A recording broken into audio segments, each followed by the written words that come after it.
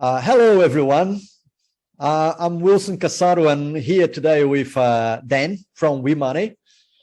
And this is a new season of changing the game. So welcome to this new season. In the first season, we talk with fantastic women about their journey, focus a little bit in that sort of gender diversity side of things. This new season is a completely different take. So we're going to be talking about innovation. We're going to be talking about, the journey of founders and the journey of investors. Today, I am here with Dan, and I was making a joke with him because Dan make it very easy for me to read his bio. His bio is as simple as Dan from WeMoney. So welcome to the show, Dan. Wilson, so good to be on the show with you, mate, and love what you're doing here with changing the game, and very, very honoured to be the first guest of season 2. Yeah, no, that's our honour to have you, man. So for all of you guys, so I have been known Dan for time now. So he's a serious entrepreneur, and WeMoney is his new company. So I am a humble investor in the company, and I'm loving the journey that he's going through. So then, what about if we start with you telling us a story about how you came to become an entrepreneur? What is your story? Wilson, that's such a good question, and I think the looking backwards when you get a little bit older, it becomes more and more clearer because you get to pick out and connect the dots on the journey. But I would say that, it started probably at a pretty young age, and my biggest influence was my mum. My mum, I got to see her through being a first-time, immigrant, and first-time mum, and looking after 2 small kids, and coming from a really low socioeconomic background and having to sticky tape your whole life together, not just your home life, but everything, your financial life. It kind of really gave me a good sense of appreciation that if you're going to get anywhere in this world, you've got to hustle. And I just saw that hustle in my mum at a very young age.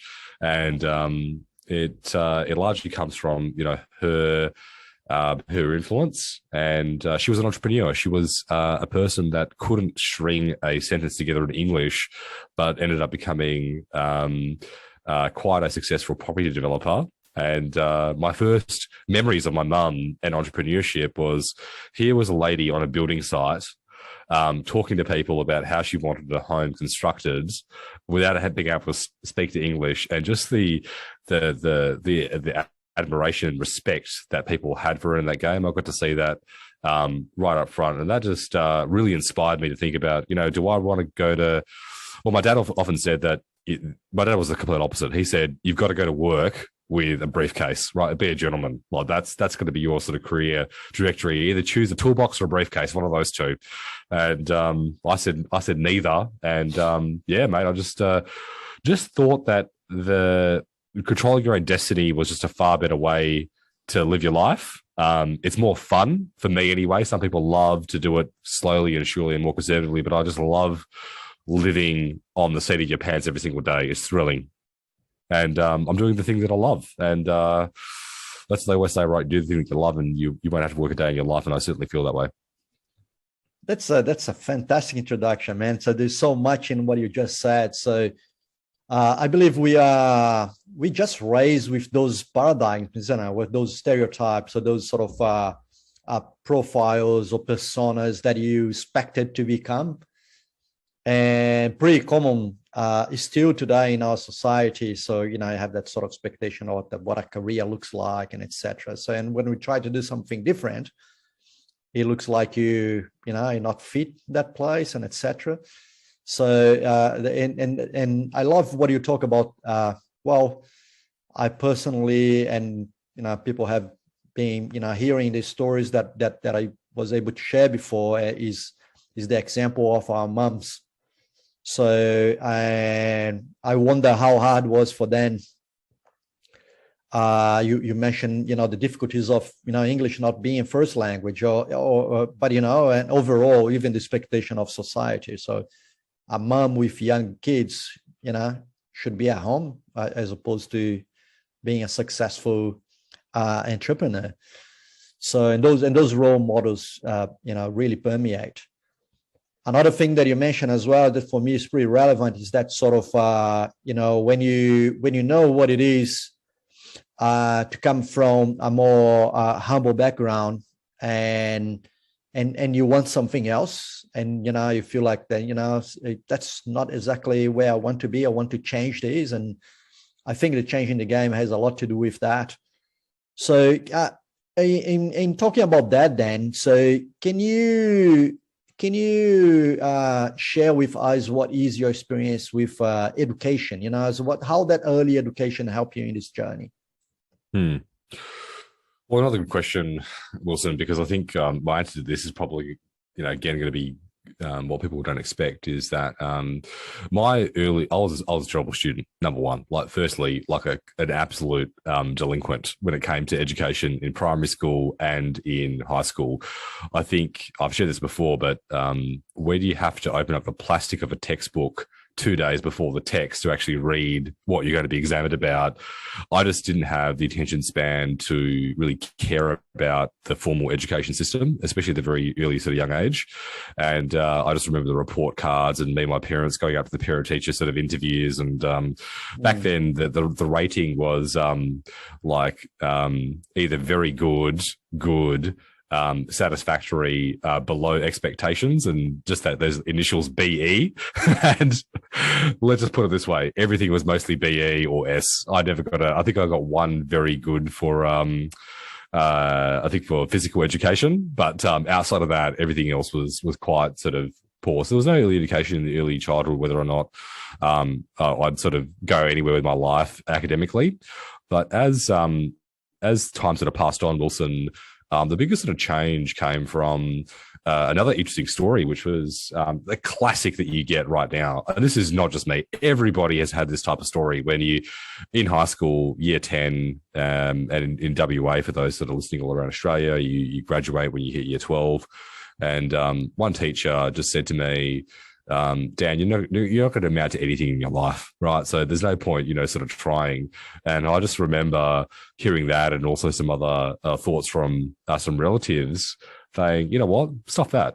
I think I can prove this guy wrong. And then I ended up graduating the top of my class in year 12. And I think the person that was reading out the announcement that I'd won some type of award had to double check and point to my name on the paper going, hang on, is this right? Is this a typo? And it just goes to show that when you put your mind to something, you can achieve it. And there was certainly no prior indication that I do reasonably okay in high school. But then, Wilson, what that did is it gave me the confidence to say, well, if I can do that, you can do other things. And, I got to go to uni, and again, I was a bit lazy in year 1 and 2, but did really well in year 3 and 4. And then, got to go to the United States and study at, some pretty cool universities there, and also do quite well academically, which kind of just proved out you've got to do something that you're really passionate about, that you really enjoy. I did mine out of spite initially, but then I come to really enjoy the academic process. How has education helped me, Wilson? Look, I would say that 75% of it is not valuable. In my instance, some other people, it may be completely not valuable. I think the key thing that I got out of education is actually how to think, and some key concepts about how the world works that made me more curious to uncover more, and spark some curiosity.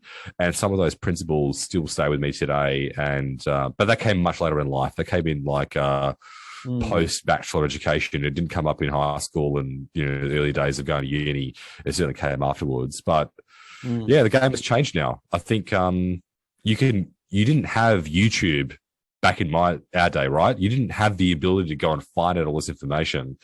And so my thought right now is that the way I learn now, my pedagogy is the World Wide Web. That's where I get my infinite amount of wisdom from specialists and experts. Yeah. So I love it, man. So look, again, things that you're saying that we see coming again and again and again. So one thing in education that I have seen more and more, and I'm very interested in, is this sort of concept. So we have the traditional education, as a primary and high school, and that's pretty much that has a format of training you to be tested by an exam. So and what ended up happening is that majority of the students just disconnect with that, right? So I was in the beginning of my education, I was quite opposite to you, but I use the word delinquent. That's not, that's away from what the meaning of that the word is.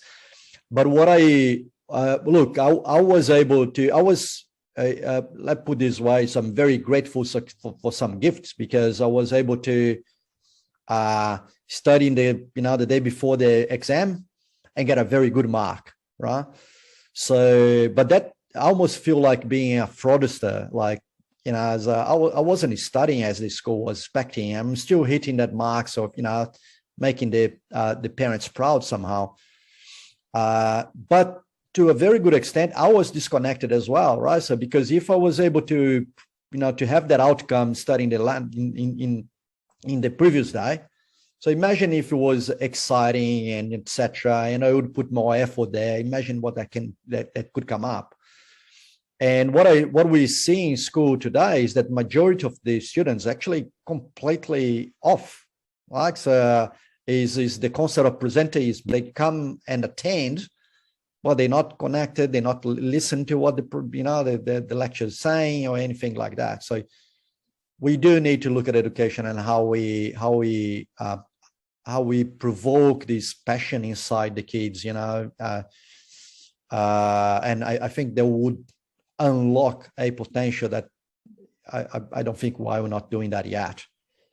So, and funny enough, you talk about the fact that you changed the game there again as well. So you found some sort of spark that made you, to be that awesome student that, that hit the marks and have the performance academically speaking. And what it seems to be the trigger for that is just that, first of all, so you stopped to believe that everybody was telling you was, the thing you should be doing. So, as you got that sort of entrepreneurial sort of soul that saying, I'll chase this, I'll do something different, I'll prove everybody wrong. So, which is quite nice. And that gives you the spark, the motivation. And with the motivation, so we is unstoppable, isn't it? So awesome there, man. Then you introduce yourself as Dan from WeMoney. Well, I'm curious. Tell us what WeMoney is. WeMoney is a social financial wellness platform. What does that mean? Look, I think at the sort of core essence is, the reason why WeMoney exists is to solve a couple of key problems. And I'll go back to why we call it a social financial wellness platform. But I think the number one thing that I saw, Wilson, over the course of my career, predominantly in financial services, is that everybody knows or has experienced a negative or bad effect with money at some point during their lives. And the issue is that a lot of people don't talk about these bad negative issues until they become insurmountable and people dig themselves into really bad holes. And we think if we sort of double click and find out what the root cause problem of that is, some might say it's education, some might say it's that there's not enough courses to prepare people for the real wide world when they graduate high school or things like that. The reality is that we're living today in a very complex world, and none could be more complex than our finances. When we start thinking about, we had very simple needs 100,000 years ago, right? We were running away from cheetahs in the savannah. It's either you live or you die.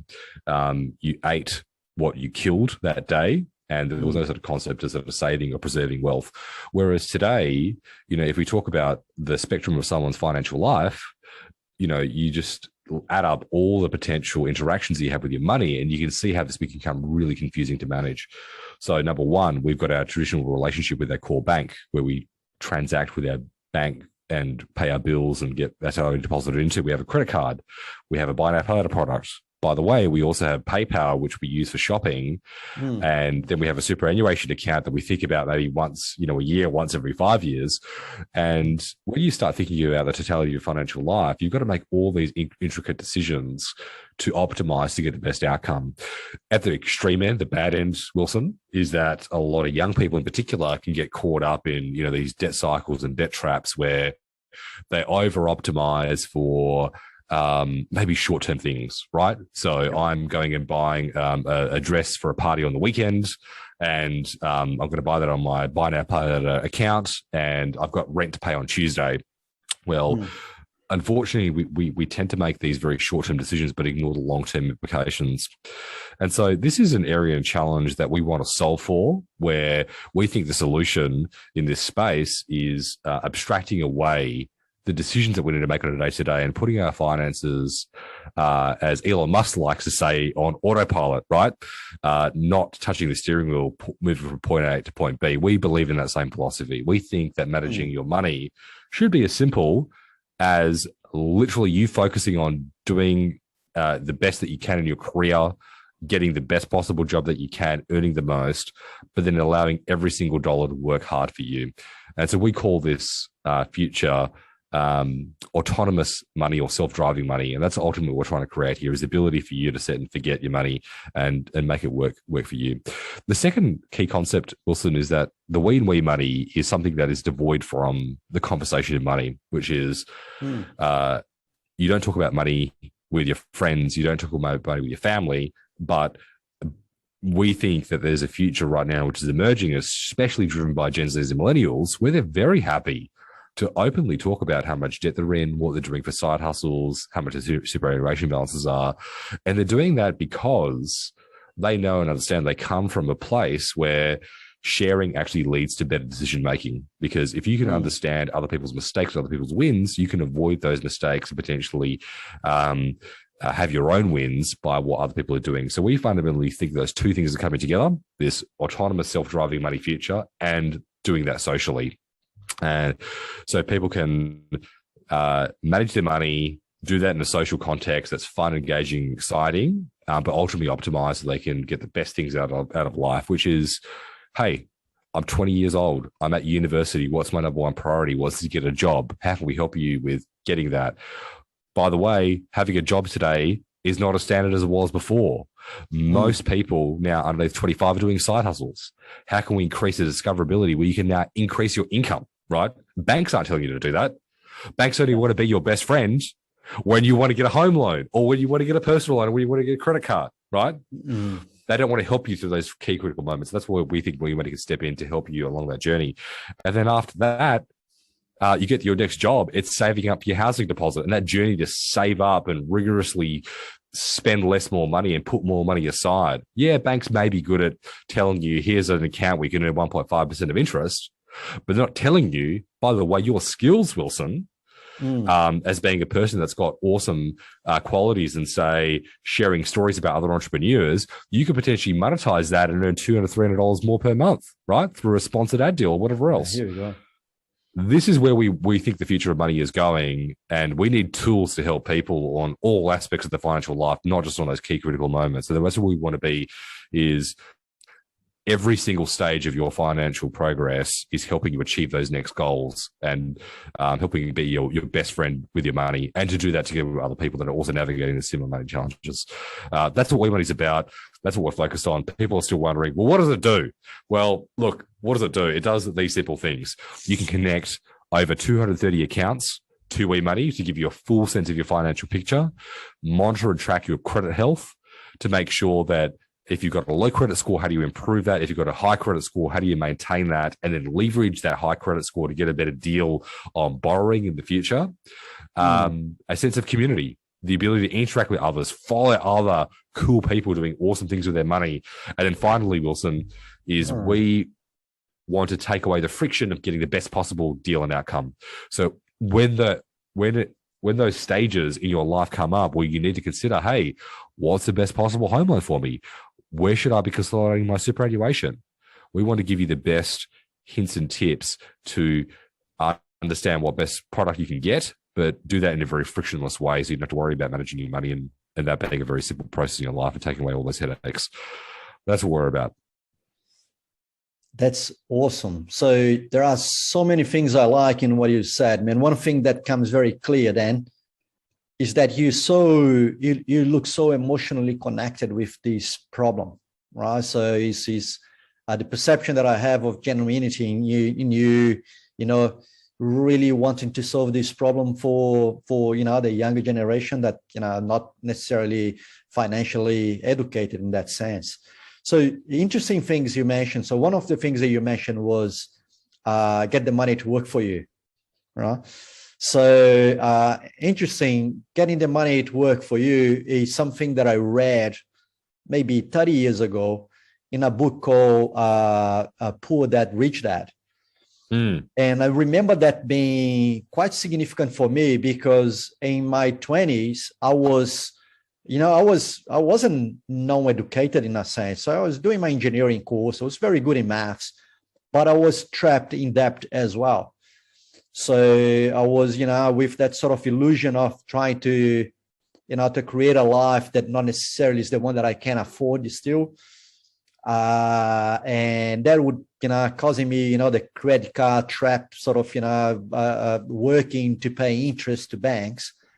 And for me, that concept of having the money working for me was kind of eye-opening sort of thing. So, I'm tired of working to pay interest, and somehow that created a spark that, made me do something different. So I'm so happy that now, as you mentioned, with the opportunity to be educated through new information in the web or new services like the ones that WeMoney providing that can enable you to go through that journey, to find how to go through that journey. So that's quite significant, I guess. So I love it. I love it. So I'm pretty sure it is clear for me as well. So my next questions will be leading more toward to the venture itself and how you differentiate yourself to others and etc. And I can see that in that sort of very busy environment of the fintechs, so I can see where your differentiation is coming through, right? So, and your passion is pretty core on that. So thank you for that. So then, in launching a new venture and being in this startup world, so one of the things that I want to talk about in this, and this new season of the Changing the Game is about having access to capital. How can you go through the journey of growth? And the question I have for you to start with is how your journey has been, that sort of capital raising or having external investors to help you in the journey, on how hard or easy that is. Wilson, it is never easy. Is the short answer. I think most entrepreneurs. So this is what most people looking at the outside see, but you can't really see what's happening on the inside out, is that if you go to TechCrunch and you see all the releases, hey, this company raised $10 million, this company raised $33 million. What you don't see is you don't see all the companies that didn't make it right in their fundraising process. And the reality is that everybody who starts a fundraising process, probably around 20% of companies end up closing any money at all, right? So that's just the reality on the ground, is that raising money is very difficult and tough and challenging. And I think anytime you see all these success stories is because there is a bias towards those stories being published. And I think that's important for entrepreneurs to listen to, because they shouldn't be discouraged by the fact that it is very hard, painful, time-consuming to do. And that should give them an expectation of what they should think about when they do start a capital raising process and what building blocks they need. In terms of my situation, Wilson, we had a startup before WeMoney called Switch My Loan, which we bootstrapped and exited to an ASX listed company, and that was a huge, massive failure on my behalf, that I couldn't raise money in that first business because they didn't have the skills, they didn't have the network, I didn't have the know-how and how to pitch. But that very painful process of not being able to raise capital in that business actually set us up for how to raise capital at WeMoney. And people, when we first, we raised 500 grand before we started off WeMoney, and that 500 grand check was closed in 6 days. And people say that is like a really big achievement, but it actually wasn't, because all those people that had followed me through that journey from Switch My Loan were the first people to say yes because they saw the journey beforehand and had known me for 5, 6, 7 years. And then they introduced me to the good people like you and other people that also joined us on that journey, that, you know, I didn't have a really established Rolodex for. But what I did have was a core group of people that I'd followed with, and I'd asked for help and support, asked for mentorship along that journey. It's the kind of a famous saying is that you ask for money, you get advice. You ask for advice, you get money. And I think for us, that's been like an incredibly important truism as we progress through our fundraising journey. Very nice. I never heard that before. I love that. So you ask for, ask the money, you get advice. You ask for advice, you get money. So I will explore that. So first time that I hear that, but I can see where it comes from. Very good. So what I'm getting from what you're saying then is one, there is if there is any myth out there saying that's easier for this group or that group, that's just not true, right? So it's not easy for anyone. So we normally don't see the journey that those companies or business or founders have been. We normally don't see the journey in the news. So we just see the outcome of something that was tough work, painful, and I'm very happy for you that you as being able to being working hard and actually get as an outcome some support to your business. That's good. So is that you mentioned that you ask for advice and you get money. So of course you were able to raise on that, that helped you in the beginning of the business. So as an angel investor, and I tend to say that, one of the things that an angel investor aims to do is to more genuinely help, the founders. That sometimes comes with, it could be cynical about it because at the end of the day, you want a return of your money, but that's is a genuine struggle with my head as an investor. So I do genuinely want to help some business. So were you able to get help from those investors that went beyond money? 1000%. Yeah, 100%. I think there's, every single person on our cap table, I'd say most of them have provided some help in some way, some more than others. And I think, you're a case study of that, Wilson. I think when we, first had you join our cap table, your instrumental help on providing us comparables out in the South American market and helping us with understanding our go-to-market strategy was incredibly helpful in terms of that initial approach when we were launching our product last year.